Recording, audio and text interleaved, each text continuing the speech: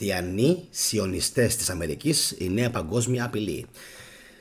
Αυτός είναι ο τίτλος της σημερινής εκπομπής και αμφιβάλλω αν θα την δουν πολλοί στην Ελλάδα, καθώς με το που διαβάζουν για χριστιανισμό και σιωνισμό κάτι παθαίνουν οι Έλληνες. Λες και αναφέρομαι σε Ορθόδοξους. Φυσικά δεν αναφέρομαι σε Ορθόδοξους, αν και υπάρχουν και Έλληνες Ορθόδοξοι σιωνιστές. Οι Ρωμιοί είναι κάτι παραπλήσιο. Σήμερα θα σας διαβάσω κάτι από το βιβλίο του Joel Levi, Μυστική Ιστορία, σελίδα 112, δεύτερη παράγραφος, η οποία είναι τόσο εντυπωσιακή, γιατί μου υπενθύμησε και μου θύμισε ακριβώς αυτά τα οποία σας έλεγα και εγώ πριν από λίγο καιρό για το Ισραήλ. Και λέω, κοίτα να δεις, που αυτός εδώ άνθρωπος τα έγραφε πριν 20 χρόνια και όλα επιβεβαιώθηκαν. Ακούστε λίγο τι λέει. Ο Μπούς, αναφέρεται στον Μπούς τον νεότερο, όχι τον πρεσβύτερο, κατέληξε να θεωρείται από τους άκρος συντηρητικούς χριστιανούς ο άνθρωπός μας στον Λευκό Οίκο, και φυσικά από την αδελφότητα, όπου αδελφότητα είναι μια ομάδα ακραίων φονταμενταλιστών χριστιανών της Αμερικής, οι οποίοι θα ακούσετε σε λιγάκι τι οραματίζονται και θα πάθετε σοκ. Σε τι πιστεύουν θα πάθετε σοκ. Θα φτάσω σε ένα λεπτό. Σε αυτούς λοιπόν συμπεριλαμβάνονται και τύποι όπως ο Λαχέι. Είναι ένας συγγραφέας αυτός ο Λαχέι, ο οποίος έχει πουλήσει εκατομμύρια βιβλία, αναφερόμενος ότι έρχεται η συντέλεια του κόσμου. Άκου τώρα εδώ, η συντέλεια του κόσμου. Οι οποίοι είναι λοιπόν αδιάλακτοι βιβλικοί αναστηλωτές, που πιστεύουν στην κυριολεκτική ερμηνεία της Αγίας Γραφής και στην ανάγκη της ενεργού προετοιμασίας του κόσμου ενώπιον της Δευτέρας Παρουσίας, να είναι καλά ο τίτος, έστω και αν για την επίτευξη αυτού του σκοπού απαιτηθεί η πυροδότηση της αποκάλυψης. Δηλαδή, με λίγα λόγια, αυτοί οι άνθρωποι, όπως βλέπετε φυσικά και στη φωτογραφία, έτσι, Christians United for Israel, αν δεν το βλέπετε καλά, η φωτογραφία αυτό γράφει, αν το πιστεύει κανείς. Christians United for Israel, χριστιανοί ενωμένοι για το Ισραήλ. Αυτό ακριβώς είναι που αναφέρεται στο πόστερ της συγκεκριμένης φωτογραφίας που έχω βάλει. Αν το πιστεύετε. Για να δείτε πόσο μακριά έχει φτάσει αυτό το πράγμα. Και το έλεγα βασικά και το μεσημέρι και το λέω και τώρα από το βήμα αυτό, ότι άλλο πράγμα ο Εβραϊσμός, άλλο πράγμα ο Ιουδαϊσμός και άλλο πράγμα ο Σιωνισμός. Έχει καμία σχέση. Έχει καμία σχέση. Και οι ίδιοι οι Ραβίνοι, οι Ιουδαίοι, αποκηρύσουν τον Σιωνισμό και αποκηρύσουν και το κράτος του Ισραήλ. Το ξέρατε αυτό? Αποκηρύσουν μέχρι και το κράτος του Ισραήλ, γιατί απλά το θεωρούν βραχίωνα του Σιωνισμού της Αμερικής. Έχει όμως και συνέχεια. Σας έλεγα λοιπόν ότι αυτοί οι άνθρωποι είναι ικανοί να πυροδοτήσουν την αποκάλυψη. Τι σημαίνει αυτό? Μπορούν να φτάσουν στο αμήν, στο τέρμα τα γεγονότα, ώστε με το έτσι θέλω, παρερμηνεύοντας την Καινή Διαθήκη, να δημιουργήσουν σκηνικά αποκάλυψης στη Μέση Ανατολή. Και θα δείτε σε λίγο και το γιατί. Αυτοί λοιπόν οι χριστιανοί σιωνιστές, παραδείγματι λέει ο Λίβαϊ, φρονούν ότι η βίβλος ορίζει σαφώς πως όλα τα εδάφη του Ισραήλ άκουσον πρέπει να περιέλθουν στους Εβραίους πριν από τη συντέλεια, όπου όλα τα εδάφη του Ισραήλ, όλα τα εδάφη της Παλαιστίνης, της σημερινής Παλαιστίνης.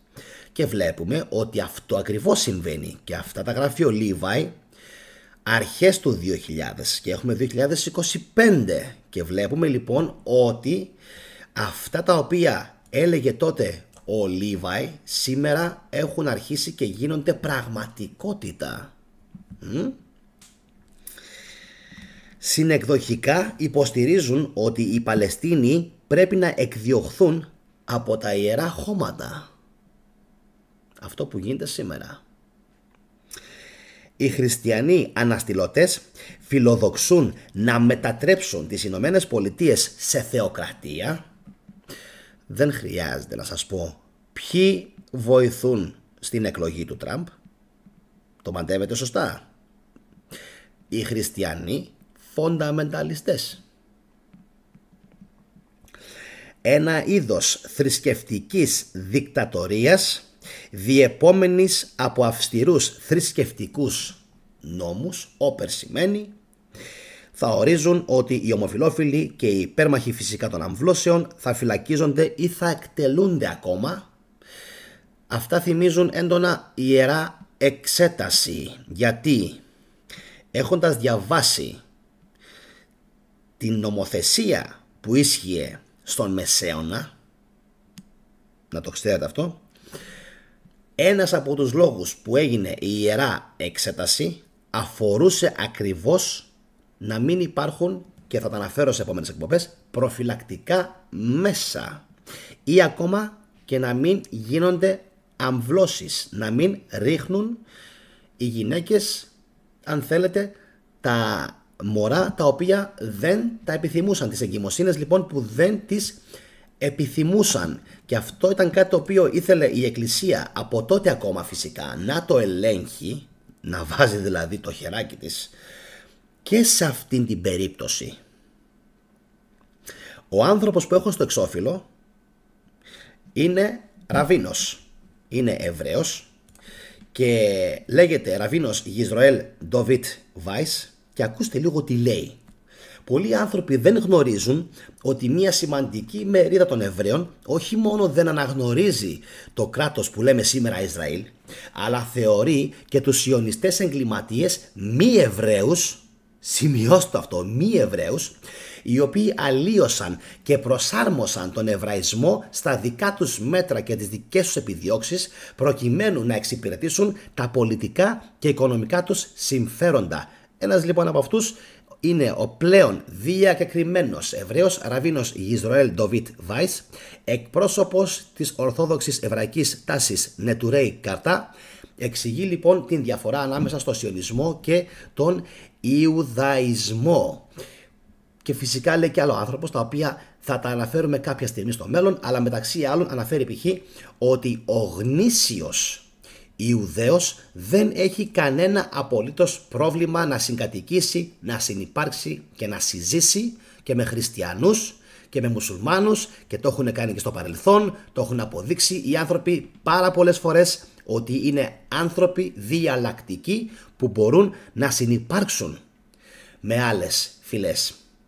Όμως για κάποιους λόγους που δεν μπορούμε να καταλάβουμε, και είναι λόγοι προφανώς προπαγάνδας, ή πολλές φορές επειδή οι Εβραίοι είναι οικονόμοι και τείνουν να επενδύουν σωστά, να βγάζουν κέρδος και να συσσωρεύουν κέρδος και η κοινωνία να τους οφείλει, κάποια στιγμή λοιπόν εμφανίζονται κάποιοι μάγκες, τους δαιμονοποιούν με σκοπό τι? Να διαγραφούν τα χρέη τους. Αρχίζουν λοιπόν και πουλάνε ιστορίες του τύπου οι Εβραίοι θυσιάζουν μωρά, οι Εβραίοι κάνουν αυτό, οι Εβραίοι απαγάγουν παιδιά, οι Εβραίοι κάνουν εκείνο, και στη συνέχεια τους κυνηγάνε και τους εκτοπίζουν και διαγράφονται μία χαρά τα όποια χρέη. Βλέπετε πόσο απλό και λογικό είναι συνήθως το κοινωνικό, οικονομικό, θρησκευτικό τοπίο μιας χώρας. Τόσο απλό είναι. Τώρα, το γιατί αυτά τα σκυλιά από την άλλη μεριά του Ατλαντικού έχουν λυσάξει και έχουν φαγωθεί, έχει να κάνει καθαρά με το γεγονός ότι έχουν υποπέσει σε λάθος ερμηνείες, σε πνευματικές μεταερμηνείες, μιας και ζούμε στην εποχή του μεταανθρωπισμού. Πρόκειται για μεταερμηνείες για μένα. Δηλαδή αυτοί οι άνθρωποι είναι πεπισμένοι ότι πρέπει να φτιαχτεί το κράτος, το αρχαίο του Ισραήλ, όπως ήθιστε να είναι, ας πούμε την εποχή του Ιησού Χριστού. Μετά θα πρέπει να έρθει ένας αντίχριστος πάνω στη γη, εντάξει, ένας ψευδομεσσίας, να βασιλεύσει για κάποια χρόνια, π.χ. 7 χρόνια. Έχουν πάρει κατά γράμμα λοιπόν την αποκάλυψη π.χ. του Ιωάννη και έχουν πάθει τέτοια εγκεφαλική ζύμωση και πλήση που όχι μόνο τα έχουν ερμηνεύσει όπως θέλουν, έχουν ξεπηδήσει από αυτήν την παρερμηνία χιλιάδες αιρέσεις. Χιλιάδες. Όταν λέμε χιλιάδες εννοούμε χιλιάδες. αιρέσεις στην Αμερική και σε όλο τον κόσμο. Και αυτοί οι άνθρωποι είναι τόσο πλούσιοι, είναι τόσο ισχυροί, οι οποίοι κυριολεκτικά, πιστέψτε με, ανεβοκατεβάζουν κυβερνήσεις. Ό,τι σας λέω, ανεβοκατεβάζουν κυβερνήσεις. Έχουν δίκτυα παντού, από τους προσκόπους μέχρι και τους μασόνους, που τους μασόνους τους καταπολεμάνε. Οι μασόνοι πρεσβεύουν ακριβώς το αντίθετο από αυτό που πρεσβεύουν οι σιωνιστές. Χριστιανοί, ενωμένοι χριστιανοί για το Ισραήλ. Christians United for Israel. Τα βλέπετε λοιπόν αυτά. Ο σκοπός τους άρα είναι να γίνουν κάποιες δικές τους προφητείες πραγματικότητα, δηλαδή να εκτοπιστούν πρώτον οι Παλαιστίνοι, δεύτερον όλα εκείνα τα εδάφη να περιέλθουν στην εξουσία του κράτους που σήμερα ονομάζεται Ισραήλ, τρίτον να βασιλεύσει κάποια στιγμή ένας ψευδομεσσίας σε εκείνα τα μέρη, στη Βαβυλώνα, Λοιπόν, γιατί τα έχουν βάλει και με το Ιράκ και με τη Συρία και βλέπετε ότι συνεχώς χτυπάνε το Ιράκ και τη Συρία, το Ιράκ και τη Συρία, το Ιράκ και τη Συρία. Γιατί το Ιράκ και τη Συρία? Γιατί είναι στα όρια της αρχαίας Βαβυλώνας. Εντάξει, όλο το μυστήριο έγκυται σε αυτήν ακριβώς την προσέγγιση. Γιατί Συρία-Ιράκ? Γιατί εκεί, επαναλαμβάνω, εκεί ακριβώς ήταν η αρχαία Βαβυλώνα. Και όλο τους το πρόβλημα είναι ότι θέλουν, υποτίθεται, να την καταστρέψουν, γιατί αναφέρεται η Βαβυλώνα στην Αποκάλυψη, αλλά η Βαβυλώνα της Αποκάλυψης δεν είναι η αρχαία Βαβυλώνα που είχε εχμαλωτήσει τους Ισραηλινούς. Η Βαβυλώνα της Αποκάλυψης είναι η Ρώμη. Αλλά οι ηλίθιοι στην άλλη πλευρά του Ατλαντικού, επειδή μάλλον δεν ξέρουν καθόλου γεωγραφία και καθόλου ιστορία και καθόλου συγκριτική ιστορία, δεν έχουν πάρει δηλαδή να συγκρίνουν ούτε καν τα ιστορικά τεκμήρια και τα αρχαιολογικά τεκμήρια της περιοχής, νομίζουν ότι αν τα βάλουν με την Βαβυλώνα που βρισκόταν στη Συρία και το Ιράκ, θα μπορέσουν να υλοποιηθούν λοιπόν αυτές οι φανταστικές, γιατί φανταστικές είναι, έτσι, φανταστικές προφητείες. Και στη συνέχεια λοιπόν, αφού έχουμε περάσει και στην επόμενη φάση και έχει έρθει ο Μεσσίας τους και έχει βασιλεύσει για 7 χρόνια, στη συνέχεια θα μπορέσουν, υποτίθεται, θες με Project Blue Beam, θες με πυρηνικές κεφαλές, να ανατινάξουν, ακούστε, να ανατινάξουν όλες αυτές εκεί τις περιοχές στον αέρα, να δημιουργήσουν έναν πυρηνικό ή ατομικό όλεθρο και μετά να ελπίσουν, προσέξτε, να ελπίσουν μετά κατόπιν εορτής ότι θα τους λυπηθεί ο Θεός και θα τους στείλει όντως την Δευτέρα παρουσία του Χριστού. Το έχουμε, το έχετε, το έχετε? Αυτό είναι το όραμα των χριστιανών Ευαγγελιστών Προτεσταντών Σιωνιστών της Αμερικής, που τους έχουν κάνει πλήση εγκεφάλου οι σιωνιστές και τους έχουν πείσει ότι πρέπει να γίνει έτσι. Πρέπει το Ισραήλ να μεγαλώσει, πρέπει οι Παλαιστίνοι να φύγουν από εκεί, πρέπει 7 χρόνια να βασιλεύσει ένας αντίχριστος Μεσσίας, πρέπει μετά να γίνει πυρηνικός πόλεμος αποκαλυπτικός, πρέπει όλα αυτά και άλλα πολλά, φαντάζομαι δικά τους φανφαριστικά, να γίνουν πράξη. Όλα αυτά. Άρα πρέπει να τα περιμένουμε. Τώρα, πιστεύετε ότι ακόμα κι αν γίνουν όλα αυτά, θα μου πείτε όχι, το ξέρω, αλλά θα κάνω το ερώτημα έτσι για χάρη του διαλόγου. Πιστεύετε ότι αυτοί οι άνθρωποι, αν π.χ. κοντέψουν να αφανίσουν όλη τη Μέση Ανατολή με πυρηνικά, λέμε τώρα, ή με χιλιάδες βόμβες, πιστεύετε ότι σε περίπτωση που δεν έρθει ο Αντίχριστος ή η Δευτέρα παρουσία του Χριστού, που δεν πρόκειται να γίνει αυτό, τα έχω αποδείξει Όσοι με ξέρετε και είστε μέλη στο κανάλι και βλέπετε τα κλειδωμένα βίντεο, ξέρετε πάρα πολύ καλά ότι αυτά όλα δεν υπάρχουν.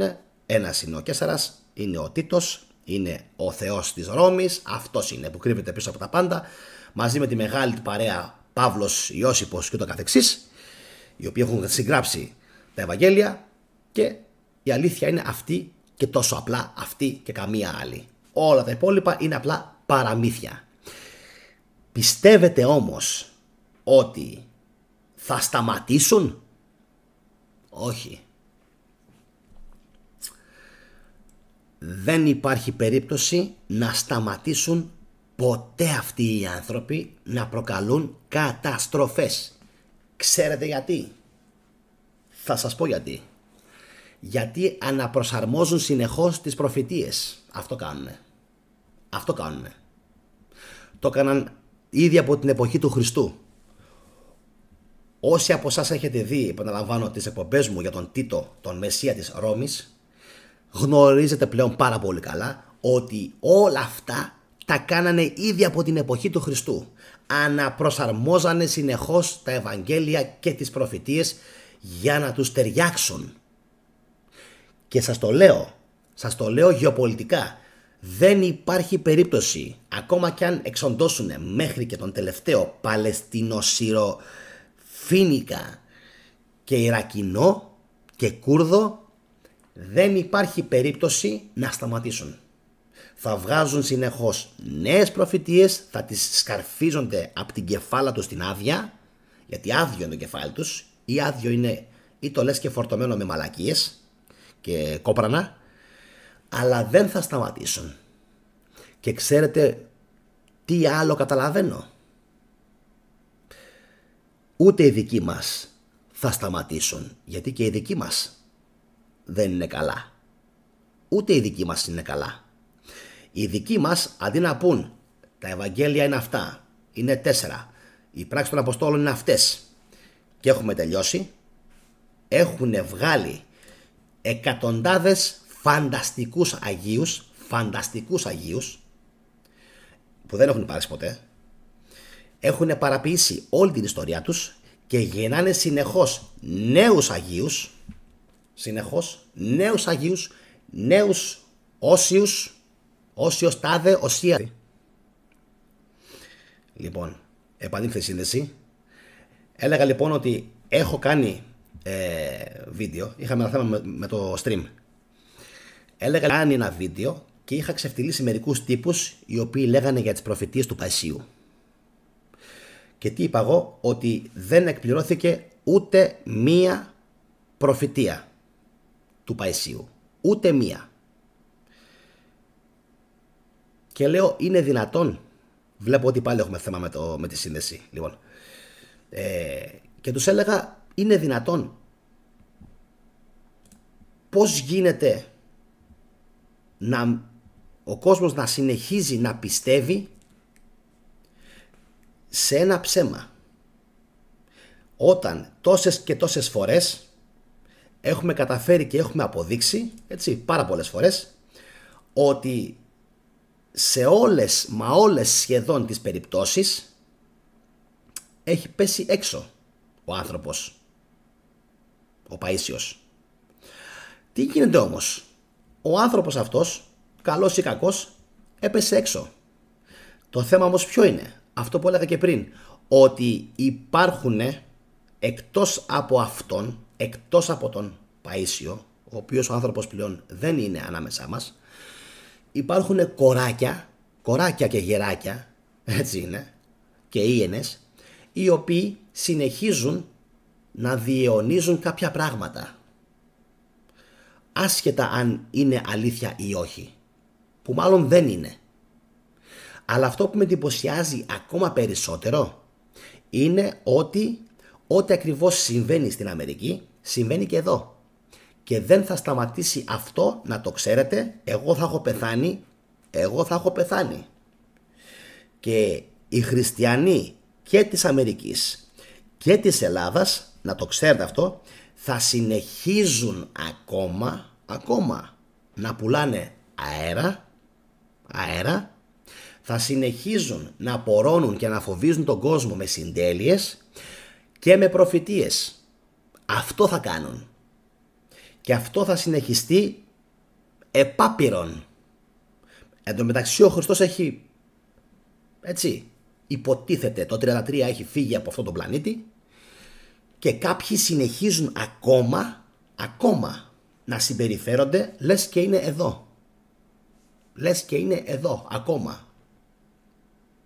Και μέχρι το 300 δεν ήξερε κανείς πώς φαίνεται αυτός ο άνθρωπος. Προσέξτε λίγο τι σας λέω και βάλτε το αυτό στο μυαλό σας. Μέχρι το 300 δεν υπάρχει καμία γνωστή απεικόνιση του Ιησού Χριστού. Πουθενά. Καμία. Δεν ήξερε κανένας χριστιανός τι ήταν αυτό το πλάσμα που αναφέρονταν στην Καινή Διαθήκη ως Ιησούς Χριστός. Κανείς δεν τον είχε ζωγραφίσει ποτέ, κανείς δεν τον είχε δει ποτέ, κανείς δεν είχε κάνει ποτέ του ένα ψήφιδωτό. Κανείς. Αναφέρομαι στον Ιησού Χριστό των Ευαγγελίων, έτσι. Των Ευαγγελίων που μας έχουν πουλήσει κάποιοι. Δεν αναφέρομαι σε άλλα παραπλήσια ιστορικά πρόσωπα που μάλλον υπήρξαν.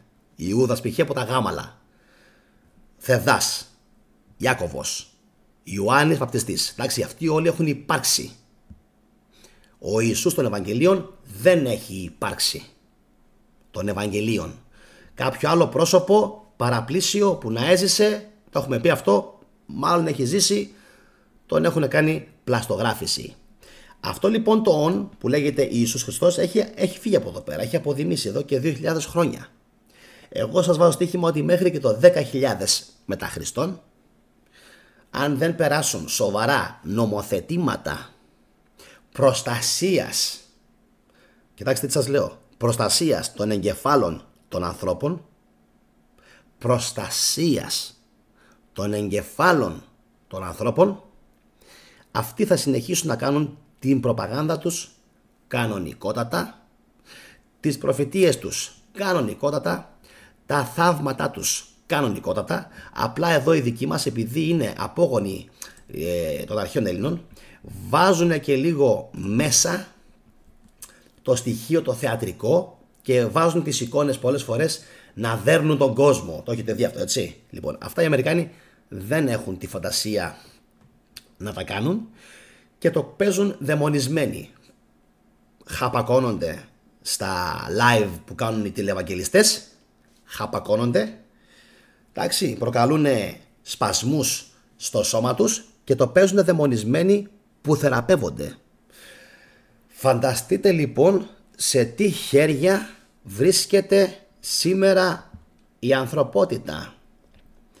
Από τη μία έχουμε τους Ρώσους που είναι πανρωσιστές, πανσλαβιστές, από την άλλη έχουμε τους Αμερικάνους που έχουν αυτούς εδώ πέρα τους χριστιανοσιωνιστές, οι οποίοι είναι πλέον ό,τι πιο επικίνδυνο υπάρχει πάνω στον πλανήτη, χειρότεροι και πιο επικίνδυνοι και από τους μουσουλμάνους. Βάζω το χέρι μου, αυτό που λένε και στο Ευαγγέλιο για αυτό το πράγμα, άμα θέλετε και στο Ευαγγέλιο και στο Κοράνι, όπου θέλετε. Όπου θέλετε το βάζω. Χειρότεροι είναι. Πολύ πιο επικίνδυνοι είναι. Τον μουσουλμάνο έτσι και τον αφήσεις ήσυχο και δεν τον πειράξει και του πεις τράβα στην έρημο να λατρεύεις το Θεό σου, δεν θα σε πειράξει. Από μόνος του απρόκλητα. Αν εσύ μου κατέβεις εκεί κάτω και ξεκινήσεις σταυροφορίες και είστε άπιστοι και θα σας εξοντώσουμε και θα γίνετε χριστιανοί, έχεις δημιουργήσει τον τέλειο φαύλο κύκλο και δεν θα σταματήσει ποτέ το λουτρό αίματος. Ποτέ. Ποτέ. Γιατί όπως και εσύ είσαι χριστιανός και αγαπάς τον Ιησού Χριστό και τον Θεό σου, έτσι ακριβώς και ο μουσουλμάνος αγαπάει τον Αλλάχ και τον τελευταίο του προφήτη τον Μωάμεθ. Έτσι. Τι να κάνουμε. Έτσι είναι αυτά. Οπότε περιμένουμε να ζήσουμε τα επόμενα χρόνια την αμερικανική φονταμεταλιστική σιωνιστική χριστιανική αποκάλυψη. Αυτό έχουν στο μυαλό τους. Και ο Λίβαϊ έγραψε τη μυστική ιστορία το 2007. Δηλαδή το βιβλίο αυτό, το cover του είναι από το 2007. Και κοίτα να δεις που το 2023-25, από τον Οκτώβριο βασικά του 23, πότε έγινε η επίθεση, μέχρι και σήμερα συνεχίζει και τρέχει κανονικά το πρόγραμμα. Κανονικά. Πόσο φοβερό είναι αυτό το πράγμα. Πόσο φοβερό είναι αυτό το πράγμα. Ότι ο Λίβαϊ, αυτά που σας διάβασα πριν λίγο, για όσους έχετε μπει τώρα, τα αναφέρει πριν από 15 και βάλε χρόνια. Και φαίνεται ότι επιβεβαιώθηκε ότι αυτοί οι φονταμεταλλιστές της αποκάλυψης, η αδελφότητα της Αμερικής, αυτή είναι που κρύβεται από πίσω και θέλει να ισοπεδώσει τα πάντα για τους λόγους για τους αποκαλυπτικούς λόγους που ανέφερα πιο πριν. Γράψτε μου στα σχόλια τι πιστεύετε για όλα αυτά. Τα διαβάσω όλα σας στα σχόλια. Όποιο σχόλιο αξίζει θα το αναλύσουμε σε επόμενο βίντεο μαζί. Θα το ανεβάσω εγώ δηλαδή. Επίσης κοινοποιήστε αυτή την εκπομπή να την δει κόσμος. Πιστεύω ότι αξίζει. Αφήστε ένα like και φυσικά όσοι από εσάς θέλετε και είστε συνδρομητές ήδη στο κανάλι, απλά χτυπήστε καμπανάκι για να σας έρχονται ειδοποιήσεις για τα βίντεο που ανεβάζω. Και φυσικά την επόμενη φορά θα σας διαβάσω τι αναφέρει ο Ραβίνος Γιζροέλ Ντοβίτ Βάις και πώς διαχωρίζεται ο Σιωνισμός από τον Ιουδαϊσμό. Τι είναι το ένα και τι είναι το άλλο. Αυτά από μένα. Καλό βράδυ σε όλους. Καλή ξεκούραση. Τα λέμε αύριο το βράδυ. Καληνύχτα. Γεια σας.